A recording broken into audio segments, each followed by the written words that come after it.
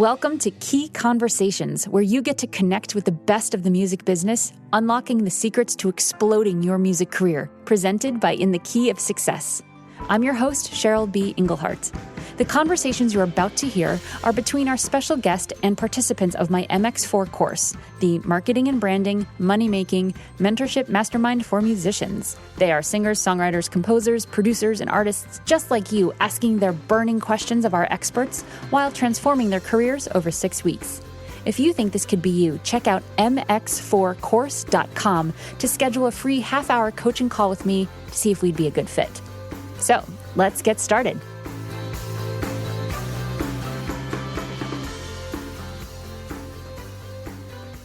We are back with the second part of interview with VP of Commercial Sync at Kobalt, Julie Hurwitz.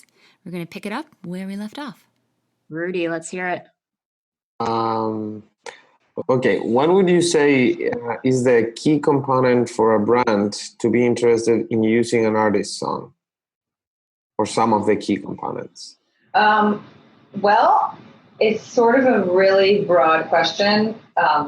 It depends on the brand. It depends on where they are in their, selling process. I mean, sometimes a brand relates very well to music, in which case, like, for example, Samsung, they tend to use really cool, edgier music, more progressive.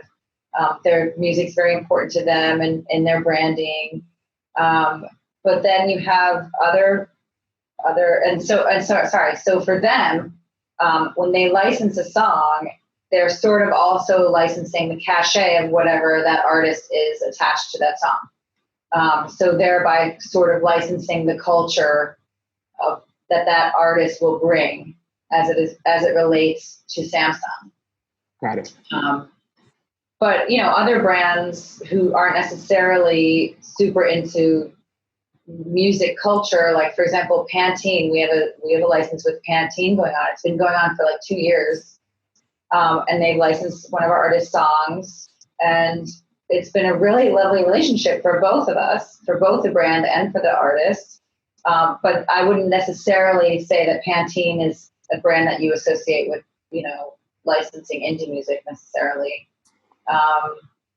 But perhaps that's their point. Like maybe that's why they're doing it. But it really depends on the brand. That it's kind of all over the map. And even within the brand realm, their specific spots can change. They have like sub brands, sub products. Maybe this one is more related. Like Budweiser. I keep using Budweiser as an example because I did a search for them today. But so Budweiser has Bud Light, Bud Lime, whatever other brands within their portfolio. And so each of those is sort of like it's a totally separate vibe musically.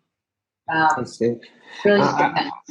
I guess the question should be more focusing like, do they care about the image of the artist and who the artist is? Or a lot of the brands just care about the music? Just like, this suits our commercial well. I don't care if this guy is not known anywhere, but the music works. I would say 85% of the time they ask for a bio and a they want to see the lyrics. They want to know if the song has been used already, or if they're the first ones, or if it's been used by competitors or not. And so actually it's sort of sometimes a little tricky with song, because I represent songwriters. A lot of the times the songs that they write are not necessarily released, it's not something you can find on Spotify necessarily, or however you ingest your, or consume your music, but certainly not buying it at a record store anymore. But, so in that scenario, I have to get my songwriters to kind of like, okay, let's hurry up, let's release it. We need to like overnight get it. Kobalt has a digital distribution company called AWOL, and I'll get AWOL to release the song really fast so that the song and the artist attached to it does have a presence online, so that the brand is pleased with the association with the specific artist and not just the song. And then sometimes, if you have I've worked on deals before where, let's say, someone was arrested over the weekend, and the brand is then doesn't want to use the song anymore because it's associated with that artist. So I think the short answer is yes, they're very concerned with who the artist is and their their views. Like, artists want to, brands want to avoid any sort of political implications generally. But yeah, they're concerned with the music first and foremost, but then always, not always, but generally they'll ask for who the artist is and a bio and like if they're touring and if they do tweets and they're on Instagram, will they post something? Yeah. If you have an artist, a songwriter that's written something for a brief, or not necessarily for a brief because you don't like those deals, but you have in your library, have you ever had it re-recorded by a bigger artist or someone who wasn't the songwriter? Because a lot of times songwriters will do their own demos or that sound great, but don't have that artist thing. Yeah. That's something. Yeah. I mean, it's kind of like every sort of scenario you can think of about songwriters and artists singing those songs we've done. So yep. I would say for the most part, it's smaller artists covering larger songs that we represent the publishing on. So we'll do that a lot. We have a team of songwriters who are not necessarily well known and who are not performers in their own right.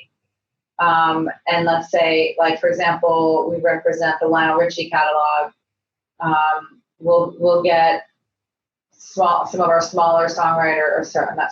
lesser known songwriters to do covers of our well-known songs. We do that all the time. Yeah. Less so the swapping of that. Less so the lesser known songwriter writing a song that's covered by a big songwriter. But again, that's actually not my department, the creative department. Those guys, in addition to sort of putting songwriters together, in a room that they think will work well together, they also pitch songs that are written by our songwriters to labels to see if, a well-known artist will cover that song. So the singing department doesn't necessarily do that, but the creative department does that all day long. Gotcha. And you tapped on something that I've, in my world of publishing and commercial writing, has been coming up a lot more, which is interesting versions of, dated songs, the cover thing. And I don't know if that's just in the realm I'm in, is that something that you're seeing more of? Is that something that you would encourage indie artists to have some good covers? Yeah, we do that a lot. We get that a lot. And do you handle the back end, or would you prefer that an artist has already gone through Harry Fox agency or wherever to get the license, all that stuff? What do you guys do with that process, or you just take the song and get it out there? Well, if it's, in that scenario, we handle the publishing end, and then whoever releases the song, or if there's a label release, or if the songwriter or the artist releases it themselves, then they would get that handled generally. But also, like I said, we have a digital distribution company here, so sometimes those AWOL will release it. Sometimes we don't release it, and we just license it or try to license it. Yep. So it's kind of all over the place. One more quick question before I give it back. We'll do a laser round with the last round here. But what percentage of the artists, songwriters, all of the musician creators that you represent are label affiliated, and what percent are independent? You mean of our songwriter roster, how many of them have a label deal as well? Is that what you're asking? Because you said your labels and your, like, I guess the artist or songwriter. Yeah, it's a really good question. Well, let's see. Some of our songwriters are just songwriters, and they're not looking for a label deal at all. They're just full-time songwriters.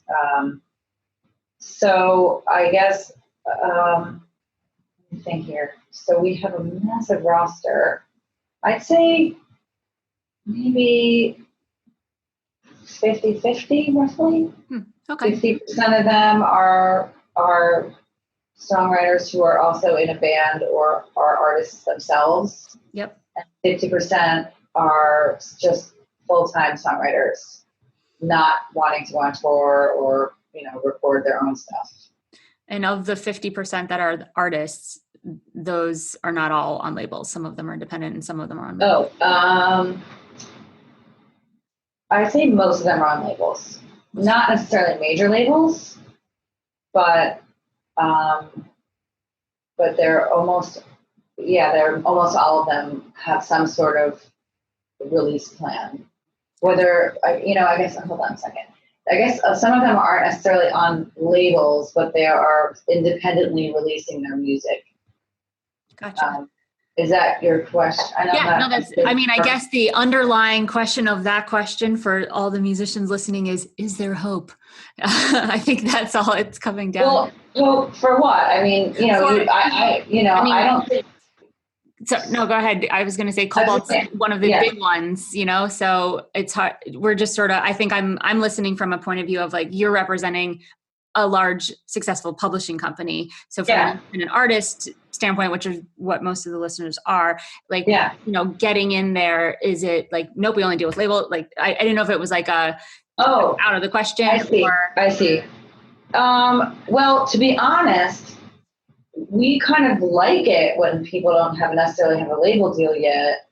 But a lot of times what happens is if there is a manager or, attorney or somebody who's bringing the songwriter or the band to Kobalt, they sometimes wait to see how the label is going to handle the release of their record before they sign before they sign a publishing deal. Yep. Because sometimes if the record's a huge success, then the publishing offer might be much more than it would have been if it was not a huge success before. Gotcha. Makes sense. But in terms of the hope, I mean, we can talk. I mean, I suppose this is a whole nother podcast topic, but there's such an interesting landscape right now for music and for releasing music. I mean, it's sort of like maybe a blessing and a curse for a songwriter because there's so many ways to get your music heard. And it's constantly evolving. It's really, really interesting, I think. I'm always curious to know how people consume their music. I personally listen to Spotify almost solely lately. But at the same time, there's so many people now out there and releasing music that it's very difficult to cut through, to sort of showcase yourself. But there's always hope. Can't give up hope. There is always hope. No, you're touching on a big conversation that we're always in here is like, what are us too. Yeah. All the time. How to put your best foot forward, how to cut through all the other stuff because it's so easy for everyone to make their own records and put it out there digitally, like all on your own. It's like, it is totally blessing and curse for sure. The double-edged sword and all that jazz. Yeah. Double-edged sword. One of those sharp things. Double-edged sword. Yeah. I should say, at Kobalt, I can't speak on behalf of other publishers, but we really are concerned here with songwriters getting what is rightfully theirs, and getting paid for their work and getting paid, fairly and quickly. And so I know we have a big roster and we do have certain thresholds that you have to have in order to join us, but it's not like we have Max Martin and nobody else. There is actually a human element here to coming on board with us. And I think that's sort of the biggest reason why it takes time. And it's not just like everybody joins Kobalt because there is a lot of nurturing and development and actual like human labor that goes into taking care of somebody in their songwriting career. So, I don't know if that's discouraging or more encouraging, but no, it's really true. Yeah. No, it's definitely encouraging. Thank you. All right, so I'm done asking all my questions. Let's do a laser round, meaning the question has to be a yes or no. She has to be able to answer it, yes or no. Get it? Okay. I mean, Julie, you're welcome to expand on it, but I want the questions to be laser. So, Jalal. I was going to ask a long one, but let me ask a short one. Is there a small publishing blacklist? Publishing company blacklist. In other words, are there small publishing companies that you'd prefer not to work with? Or to make this safer, is there a deal that you would advise artists to not take? I personally don't like the in perpetuity deals.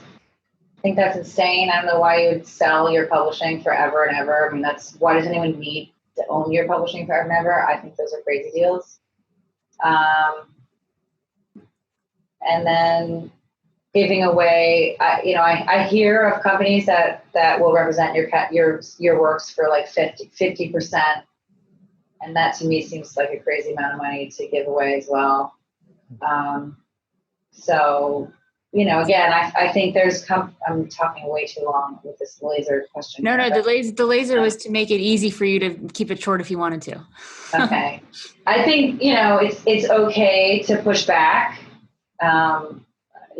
I negotiate for a living, so I guess it's easy for me to say that, but you don't always have to take the first offer that you're given, and it's certainly worth asking, is there any wiggle room here for those fees? I mean, could we maybe waive the blah, blah, blah fee, or could I maybe have 10% more? Or do you ever do those deals? And, certainly never take the first, or never, you have to ask. Anyone can say no to whatever you ask, but I would never, it's like going to a car dealer, like you're not supposed to take the first price that they give you. So I would always try to negotiate it, but also stay with in perpetuity deals. Why do they need to own your music forever? I don't get that at all. Yeah. Great. That was really great. Good one, Jalal. I like it. All right, Rudy, go for it. Okay. So, regarding what you said before, do you think that publishers prefer to work with songs that have been launched already, or could be attractive for them to work with songs that haven't been launched, like an album that, like, just to let them know before you launch them, so you make a plan together or whatever? Yeah. Well, there's sort of two answers here. One is if you're an established artist already, I think we'd rather have the music before it's released, certainly in the sync world, because, the cooler, like the sooner something before someone else knows it is like cooler and more, that's what people want.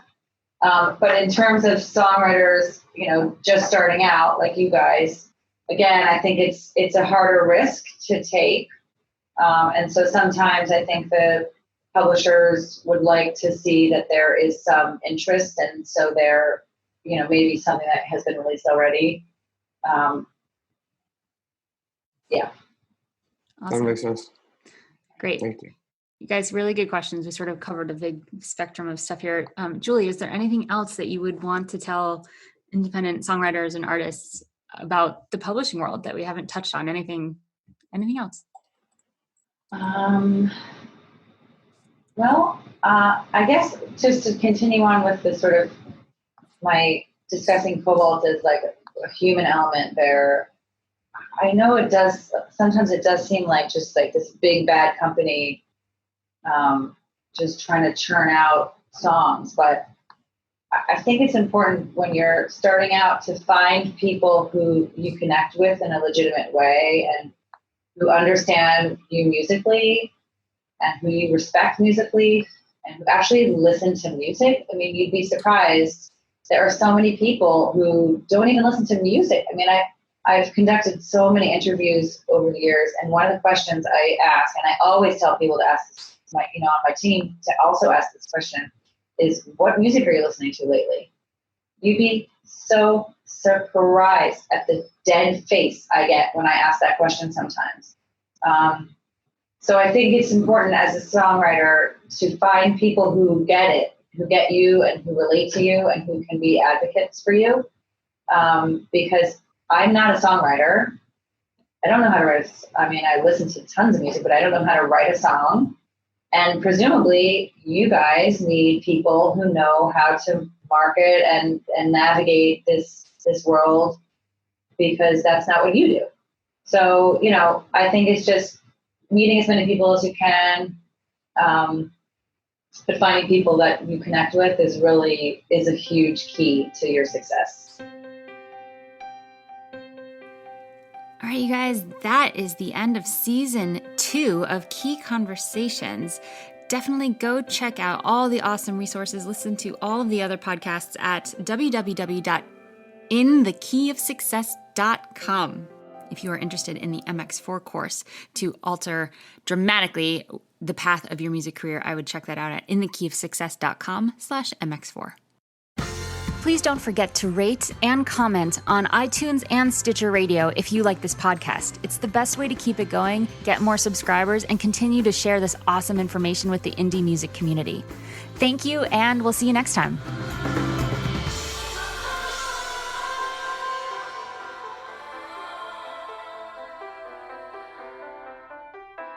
All of the music on this podcast was provided by yours truly.